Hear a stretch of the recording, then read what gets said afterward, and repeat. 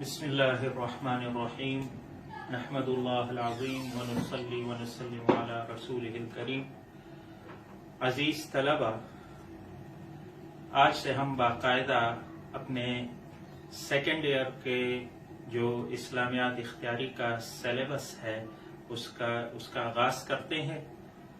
تو سب سے پہلے جو فرسٹ ایئر میں ہم پڑھ چکے ہیں اس کا تھوڑا خلاصہ بیان کر لیں۔ موضوعات میں سے جو قرآن کا تعارف ہم نے پڑھا تھا، اس کے بعد قرآن کے تعارف کے بعد نزول قرآن، اس کا عرصہ، نزول قرآن کی صورتیں، پھر وحی کا تعارف، نزول وحی کی کیفیات اور صورتیں اور وحی کی اقسام، یہ ہم نے فرسٹ ایئر میں پڑھ لیا تھا۔ اب اسی کو کنٹینیو کرتے ہوئے سیکنڈ ایئر میں ہم جو ہمارا پہلا موضوع ہے وہ ہے جمع و تدوین قرآن۔ جمع کا معنی اکٹھا کرنا، تدوین کا معنی قرآن کو لکھنا، ترتیب دینا۔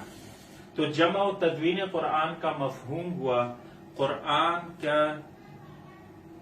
کی آیات اور صورتوں کو اکٹھا کرنا اور ترتیب دینا، یہ جمع و تدوین قرآن کا مفہوم ہے۔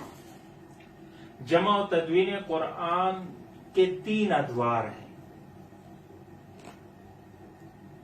عہد رسالت یا عہد نبوی صلی اللہ علیہ وسلم، یعنی جمع و تدوین قرآن پر عہد رسالت صلی اللہ علیہ وسلم میں کیا کام ہوا اور کس طرح جو ہے قرآن کو محفوظ کیا گیا اور لکھا گیا۔ دوسرا دور عہد صدیقی رضی اللہ تعالی عنہ ہے، یعنی حضرت صلی اللہ علیہ وسلم کی وفات کے بعد جب حضرت ابوبکر صدیق رضی اللہ تعالی عنہ خلیفہ بنتے ہیں، ان پر آپ صلی اللہ علیہ وسلم کی نیابت کی ذمہ داری سونپی جاتی ہے، تو اس میں انہوں نے قرآن کی کیا خدمت کی، جمع اور تدوین قرآن میں آپ کا کیا کردار تھا۔ پھر اس کے بعد تیسرا دور جو خدمت قرآن یا جمع و تدوین قرآن کا دور ہے وہ ہے حضرت عثمان ذو النورین رضی اللہ تعالی عنہ کا عہد خلافت، یعنی حضرت عثمان رضی اللہ تعالی عنہ کے عہد خلافت میں حفاظت قرآن پر، جمع و تدوین قرآن پر کیا کام ہوا، اس سلسلے میں حضرت عثمان ذو النورین رضی اللہ تعالی عنہ نے کیا کردار ادا کیا۔ ان تینوں ادوار میں جمع و تدوین قرآن کی نوعیت الگ الگ ہے۔ تینوں ادوار میں قرآن کے جمع و تدوین پر جو کام ہوا، جو خدمات ان حضرات کے ادوار میں، ان تینوں ادوار میں خدمات جو ادا کی گئیں، اس کی نوعیت اور صورت الگ ہے۔ حضرت رسالت مآب صلی اللہ علیہ وسلم کے عہد میں جمع و تدوین قرآن سے مراد یہ ہے کہ قرآن کے جو نازل شدہ حصہ ہے اس کو لکھنا اور سینوں میں محفوظ کرنا، تاکہ قرآن ضائع ہونے سے محفوظ رہے۔ جو وحی آپ صلی اللہ علیہ وسلم پر نازل ہوئی اس کو محفوظ کرنا اور درج کرنا۔ عہد صدیقی میں جمع قرآن سے مراد یہ ہے کہ قرآن کی جو صورتیں منتشر تھی، الگ الگ تھی، ان کو ایک کتابی صورت میں اکٹھا کرنا، اور جس صورت میں آپ صلی اللہ علیہ وسلم نے تعلیم دی، تلقین فرمائی، اسی ترتیب سے قرآن کو ایک کتابی صورت میں یکجا کرنا۔ یہ عہد صدیقی میں رضی اللہ تعالی عنہ میں کے دور میں یہ قرآن کی خدمت ہو گئی، یعنی قرآن کے جو منتشر حصے تھے، الگ الگ صورتوں میں لکھی گئی تھی، ان کو یکجا کرنا، ایک کتابی صورت میں بنانا، یکجا کرنا۔ پھر حضرت عثمان ذو النورین رضی اللہ تعالیٰ عنہ کا عہد خلافت آتا ہے. اس میں عرب سے اسلام یا عربی حدود سے، عربی سرحدوں سے اسلام پھیل کر عجم تک پھیل جاتا ہے، اور غیر عرب اقوام جو ہے وہ اسلام میں داخل ہوتے ہیں. اب قرآن چونکہ 7 لہجوں میں نازل ہوا ہے، اور اہل عرب چونکہ اہل زبان تھے، وہ ان اختلاف قرات کو سمجھتے بھی تھے، اور ان کے لیے یہ کوئی ناشنا اور کوئی نئی چیز نہیں تھی. لیکن عجم جو تھے وہ اس اختلاف قرات کو نہیں سمجھتے تھے. اب اس اختلاف کو نہ سمجھنے، اختلاف قرات کو نہ سمجھنے کی وجہ سے آپس امت میں اختلاف اور انتشار کا اندیشہ تھا. اس وجہ سے حضرت عثمان ذو النورین رضی اللہ تعالی عنہ نے امت کو ایک لہجے پر، ایک قریشی لہجے پر متفق کیا، جس کی تفصیل ہم تینوں ادوار کو اب تفصیل سے ہم پڑھیں گے. تو پہلا دور جو ہے وہ عہد نبوی ہے.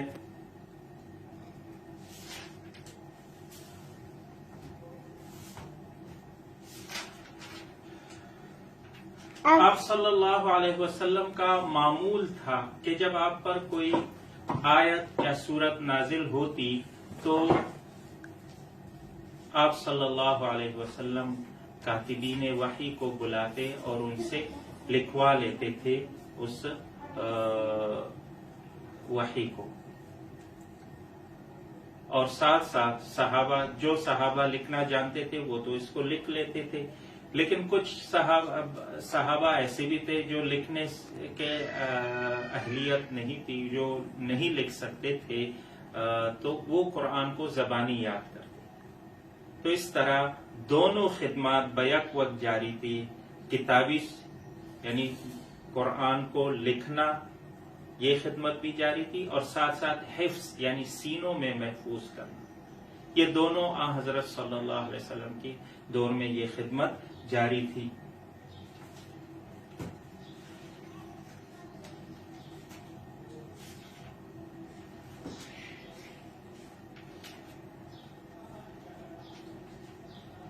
تو آپ صلی اللہ علیہ وسلم کے عہد میں بہت سے صحابہ کرام رضی اللہ عنہم ایسے تھے جن کو قرآن شریف کا نازل شدہ حصہ جتنا بھی نازل ہوا ہوتا تھا آپ صلی اللہ علیہ وسلم کے عہد میں، وہ زبانی ان کو یاد ہوتا تھا. بعض صحابہ کو جزوی طور پر یعنی کچھ حصہ یاد ہوتا تھا، اور کچھ صحابہ ایسے تھے کہ جن کے پاس جتنا بھی قرآن کا نازل شدہ حصہ تھا وہ محفوظ تھا، لکھا ہوا محفوظ تھا. علامہ حلبی نے کاتبین وحی کی تعداد 42 لکھی ہے، 42. قرآن کے کاتبین کی تعداد 42 لکھی ہے علامہ حلبی نے، اور جن میں 4 جو ہیں وہ زیادہ مشہور خلفائے راشدین ہیں. چاروں خلفائے راشدین جو تھے وہ کاتبین وحی بھی تھے.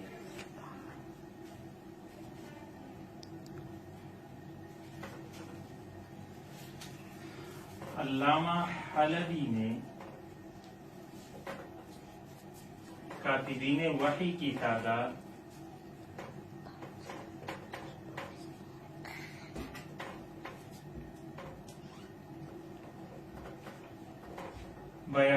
42 بتائی ہے.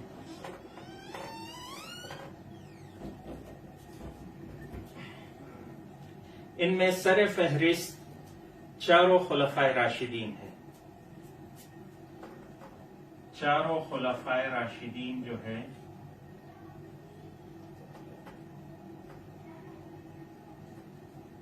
یہ ہے. اس کے علاوہ حضرت زید ابن ثابت انصاری رضی اللہ تعالی عنہ، حضرت ابی ابن کعب رضی اللہ تعالی عنہ، جس کو سید القراء بھی کہتے ہیں، یہ بھی کاتبین وحی تھے. سید القراء یہ اکثر ایم سی کیوز میں بھی آ جاتا ہے. سید القراء ابی ابن کعب، صحابہ میں آپ رضی اللہ تعالیٰ عنہ کو سید القراء کے نام سے جانا جاتا تھا. تو چاروں خلفائے راشدین حضرت زید بن ثابت، ابی بن کعب رضی اللہ تعالی عنہم، حضرت عبداللہ ابن رواحہ رضی اللہ تعالی عنہ، حضرت عبداللہ ابن مسعود رضی اللہ تعالی عنہ. یہ حضرت عبداللہ ابن مسعود رضی اللہ تعالی عنہ وہی صحابی ہے جن کو آپ صلی اللہ علیہ وسلم نے فرمائش کی تھی قرآن پڑھنے کی، اور آپ رضی اللہ تعالی عنہ نے پھر آپ کے حکم کو بجا لاتے ہوئے سورہ نساء کی تلاوت کی، اور جب اس آیت پر پہنچے اعوذ باللہ من الشیطان الرجیم بسم اللہ الرحمن الرحیم فَكَيْفَ إِذَا جِئْنَا مِن كُلِّ أُمَّةٍ بِشَهِيدٍ وَجِئْنَا بِكَ عَلَى هَؤُلَاءِ شَهِيدًا. تو اس پر آپ رک گئے اور آپ صلی اللہ علیہ وسلم کی طرف جب انہوں نے نظر اٹھا کے دیکھا تو آپ صلی اللہ علیہ وسلم کی آنکھوں مبارک سے آنسو جو ہے وہ بہہ رہے تھے. تو یہ حضرت عبداللہ ابن مسعود رضی اللہ تعالیٰ عنہ ایک فقیہ، محدث اور مفسر قرآن صحابی تھے. حضرت عبداللہ ابن ارقم رضی اللہ تعالیٰ عنہ کا نام بھی جو ہے وہ کاتبین وحی میں قابل ذکر ہے. عہد نبوی صلی اللہ علیہ وسلم میں کاغذ عام جو تھا وہ موجود نہیں تھا، کہیں کہیں ملتا تھا، لیکن اکثر جو تھا وہ کاغذ ناپید تھا. تو لکھنے لکھانے کا کام اکثر لکڑی کے تختوں یا ہرن کی چمڑے پر، باریک جھلی پر، کھجور کے چھال پر، اس کے جو چھال ہے اس پر، کھجور کے پتوں پر جو ہے وہ لکھائی کا کام ہوتا تھا. تو آپ صلی اللہ علیہ وسلم کے عہد میں بھی قرآن کریم کی کتابت جو ہوئی وہ اسی طرح مختلف اشیاء پر ہوئی. اس میں ہرن،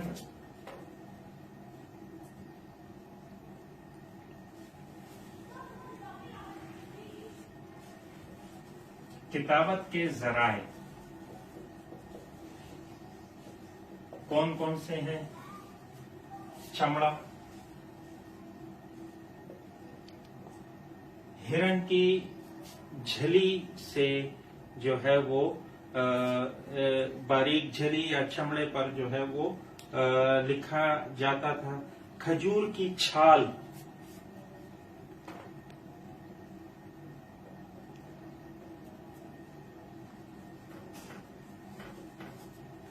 اس پہ قرآن پاک جو تھا وہ لکھا جاتا تھا. درختوں کے پتوں پر قرآن پاک محفوظ کیا جاتا تھا. اور پتھر کے جو ہموار تراش شدہ ہموار پتھر ہوتے تھے، ہموار سیل ہوتے تھے، اس پر قرآن پاک جو ہے محفوظ کیا گیا تھا، جو کہ مدینہ منورہ کے جو آثار قدیمہ کا مرکز ہے اس میں اب بھی اس کے نمونے موجود ہیں. تو پتھر کے ہموار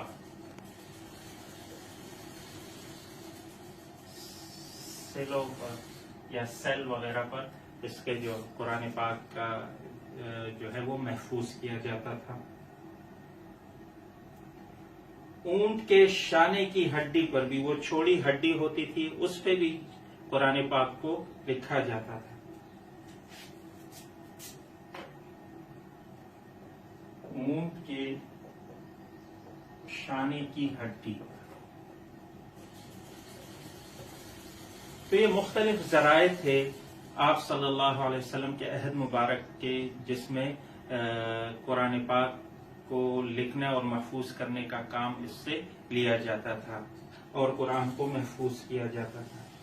یوں آپ صلی اللہ علیہ وسلم کے عہد ہی میں مکمل قرآن پاک جو تھا وہ لکھا گیا.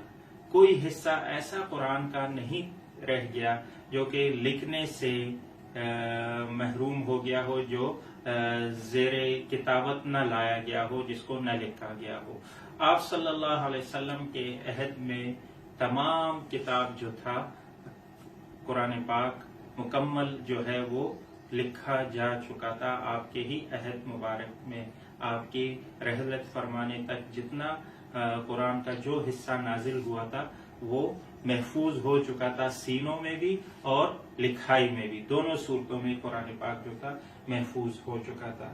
اسی طرح جب آپ صلی اللہ علیہ وسلم نے مکہ سے مدینہ منورہ ہجرت فرمائی تو مسجد نبوی میں آپ نے ایک جگہ مخصوص کی ہوئی تھی، وہاں ایک صندوقچہ ہوتا تھا جس پہ قرآن کے جو حصہ لکھا جاتا تھا وہ اس میں محفوظ کر دیا جاتا تھا، اور یوں مکمل قرآن جو تھا آپ صلی اللہ علیہ وسلم کے عہد میں لکھنے کی صورت میں بھی محفوظ کیا گیا، جس کا ثبوت قرآن مجید ہے۔ قرآن مجید میں ہی اس کا ثبوت ہمیں ملتا ہے، قرآن اس کی گواہی دیتا ہے، جیسا کہ سورہ طور میں ارشاد الہی ہے، بسم اللہ الرحمن الرحیم، وَكِتَابٍ مَّسْطُورٍ فِي رَقٍّ مَّنشُورٍ، یعنی قسم ہے لکھی ہوئی کتاب کی، کتاب مستور، مستور سطر سے ہے، سطر اردو میں بھی ہم استعمال کرتے ہیں لائن، یعنی جو مستور جو لکھی گئی ہے کتاب اس کی قسم ہے، فی رق منشور جو کشادہ صحیفوں میں ہے، کشادہ صحیفے میں ہے۔ اسی طرح قرآن دوسری جگہ بھی جو ہے گواہی دیتا ہے اس بات کا کہ آپ صلی اللہ علیہ وسلم کے عہد میں مکمل قرآن جو ہے وہ لکھی صورت میں محفوظ کیا گیا۔ قرآن میں اللہ تعالیٰ خود آپ صلی اللہ علیہ وسلم کو تسلی دیتے ہیں کہ لا تحرک به لسانک لتعجل به ان علینا جمعہ وقرآنہ، کہ آپ صلی اللہ علیہ وسلم تیزی سے جو ہے اس پر اپنی زبان مبارک نہ چلائے، کیونکہ ہمارے ہی ذمے ہے اس کا اکٹھا کرنا اور پڑھانا۔ شروع میں جب آپ صلی اللہ علیہ وسلم پر جبریل امین وحی نازل فرماتے تو آپ صلی اللہ علیہ وسلم ان کے ساتھ ساتھ پڑھتے جاتے تھے۔ اس کے بعد یہ آیات نازل ہوئی جس میں آپ صلی اللہ علیہ وسلم کو تسلی دی گئی کہ آپ صلی اللہ علیہ وسلم نہ پڑھا کریں جبریل امین کے ساتھ، آپ سن لیا کریں، اور ہمارے ہی ذمے ہے اس کا اکٹھا کرنا بھی اور پڑھانا بھی، پڑھنا پڑھانا یہ سارا ہمارے ذمے ہے۔ تو اس کے بعد آپ صلی اللہ علیہ وسلم جب وحی نازل ہوتی تو آپ صلی اللہ علیہ وسلم اس کو سنتے، اور سنتے ہی آپ صلی اللہ علیہ وسلم کے سینہ مبارک میں قرآن کا وہ حصہ محفوظ ہو جاتا، اور پھر آپ صلی اللہ علیہ وسلم کاتبین وحی کو بلاتے، ان سے وہ حصہ لکھواتے، اور ساتھ ہی اس کا جو حصہ نازل شدہ ہے اس کا مقام اور جگہ کا بھی تعین فرماتے کہ ان آیات کو یا اس سورت کو کہاں درج کرنا ہے، کس سورت سے پہلے یا بعد میں، یا آیات ہے تو کس سورت کی آیات سے پہلے یا بعد میں ان آیات کو درج کرنا ہے۔ یہ آپ صلی اللہ علیہ وسلم کاتبین وحی کو درج کرنے کے ساتھ ساتھ اس کے مقام کا بھی تعین فرماتے کہ ان کو اس مقام پہ، اس سورت میں، اس جگہ جو ہے اس کو آپ نے محفوظ کرنا ہے۔ آپ صلی اللہ علیہ وسلم کو جبریل امین جو تھے وہ ان کے مقام اور محل کا تعین فرماتے کہ یہ آیات یا یہ سورت کہاں درج کرنی ہے، کس سورت سے پہلے یا بعد میں۔ لہذا اسی بنا پہ امت کا اس پہ اتفاق ہے کہ قرآن جو موجودہ ہمارے پاس ہے اس کی ترتیب توقیفی ہے، یعنی آپ صلی اللہ علیہ وسلم کو جبریل امین نے وحی کے ذریعے بتائی اور آپ نے امت کو یہی ترتیب تلقین فرمائی۔ نزولی ترتیب الگ ہے، جس میں جیسا کہ پہلی وحی جو آپ صلی اللہ علیہ وسلم پر نازل ہوئی وہ سورۃ العلق کی ابتدائی 5 آیات ہے، جو آخری پارے 30ویں پارے میں اس کی ترتیب آتی ہے، تو یہ نزولی ترتیب ہے۔ تو نزولی ترتیب سے تو وہ پہلی سورت ہے، لیکن کتابی ترتیب میں وہ آخری پارے میں آتی ہے۔ اسی طرح آخری سورت نازل ہونے والی جو ہے وہ सूरत النصر है, इज़ा जाअ नस्रुल्लाहि वल फत्ह, वो भी 30वें पारे में है। और आखिरी आयत जो नाजिल होने वाली है, नाजिल हुई है, वो तरतीब नुज़ूली के एतबार से तो आखिरी आयत है, लेकिन तरतीब किताबी से, जो किताबी तरतीब है, उसमें वो छठे पारे में सूरह मायदा की आयत नंबर 3 बनती है। जो आयत है, औज़ु बिल्लाहि मिनश शैतानिर रजीम, अल-यौम अकमलतु लकुम दीनकुम व अतममतु अलैकुम निअमती व रदीतु लकुमुल इस्लाम दीना। ये आयत अरफात के मैदान पे आप सल्लल्लाहु अलैहि वसल्लम यौम अरफा में जब अपनी ऊँटनी मुबारक पे खुतबा इरशाद फरमा रहे थे, उस खुतबा के दौरान ऊँटनी पर इस आयत का नुज़ूल हुआ, जिसमें आप सल्लल्लाहु अलैहि वसल्लम को खुशखबरी दी गई कि आपको जो जिम्मेदारी सौंपी गई थी, जो फरीजा आपको सौंपा गया था, वो मुकम्मल हो गया। और यूं इत्माम नेमत और इत्माम जो है आपका फरीजा के आपको खुशखबरी दी गई। तो नुज़ूल के एतबार से तो ये आखिरी आयत है, लेकिन किताबी तरतीब से ये छठे पारे सूरह मायदा की तीसरी आयत बनती है। तो इस लिहाज से आप सल्लल्लाहु अलैहि वसल्लम के अहद में मुकम्मल कुरान किताबी सूरत में महफूज किया गया। इसके अलावा सहाबा कराम के पास भी आप सल्लल्लाहु अलैहि वसल्लम के अहद में मुकम्मल कुरान मौजूद था। हजरत ज़ैद इब्न साबित रज़ी अल्लाह ताला अन्हु के पास अपना लिखा हुआ मुकम्मल मुसहफ मौजूद था। इसी तरह हजरत अब्दुल्ला इब्न अम्र इब्न अल-आस रज़ी अल्लाह ताला अन्हु से रिवायत है कि मैंने अहद नबवी सल्लल्लाहु अलैहि वसल्लम में सारा कुरान जमा कर लिया था और उसे मैं रात भर पढ़ता रहता था। नबी अकरम सल्लल्लाहु अलैहि वसल्लम ने 1 माह में पूरा कुरान करीम खत्म करने का हुक्म दिया था। इस तरह एक रिवायत में आता है कि हजरत हफ्सा उम्मुल मोमिनीन हजरत हफ्सा बिनते उमर रज़ी अल्लाह ताला अन्हुमा के घर में पूरा कुरान संदूक में मौजूद था। हजरत जिब्रील अमीन अलैहिस्सलातु वस्सलाम हर साल माह रमजान में हुजूर सल्लल्लाहु अलैहि वसल्लम से कुरान का दौर और इआदा फरमाते थे, यानी आप सल्लल्लाहु अलैहि वसल्लम से पूरा कुरान सुनते थे। और आपकी हयात मुबारका के आखिरी साल, यानी जिस साल आप सल्लल्लाहु अलैहि वसल्लम इस दुनिया से तशरीफ ले गए थे, उस साल 2 बार कुरान का इआदा किया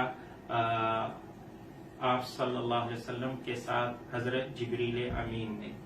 तो ये सारी शवाहिद ऐसी है जिससे ये साबित होता है कि कुरान करीम आप सल्लल्लाहु अलैहि वसल्लम के अहद में मुकम्मल हो गया था, किताबी सूरत में मुकम्मल लिख लिया गया था। तो इस लिहाज से आप सल्लल्लाहु अलैहि वसल्लम भी जामिउल कुरान है, यानी कुरान को आप सल्लल्लाहु अलैहि वसल्लम ने महफूज किया। तीनों अदवार में आप सल्लल्लाहु अलैहि वसल्लम जामिउल कुरान है। किस लिहाज से कि आपने कुरान को जाया होने से बचाने के लिए इसकी किताबत का एहतिमाम फरमाया। हजरत अबू बकर सिद्दीक रज़ी अल्लाह ताला अन्हु जामिउल कुरान है, इस लिहाज से कि आपने कुरान के जो मुंतशिर हिस्से थे उनको यकजा कर दिया, एक कर दिया। हजरत उस्मान ज़ुन्नूरैन रज़ी अल्लाह ताला अन्हु जामिउल कुरान है, इस लिहाज से कि आपने उम्मत को इख्तिलाफ क़िराअत से बचाते हुए एक लहजे, एक कुरैशी लहजे पर आपने उम्मत को यकजा कर दिया। तो इस लिहाज से आप सल्लल्लाहु अलैहि वसल्लम के दौर में कुरान जो है महफूज हुआ, आप भी जामिउल कुरान है। यहाँ तक अहदे नबवी सल्लल्लाहु अलैहि वसल्लम में कुरान की हिफाजत और तदवीन का जो खिदमत हुई कुरान वहाँ की, वो यहाँ तक है। इसके बाद अहदे सिद्दीकी है। हजरत अबू बकर सिद्दीक रज़ी अल्लाह ताला अन्हु का दौर आता है।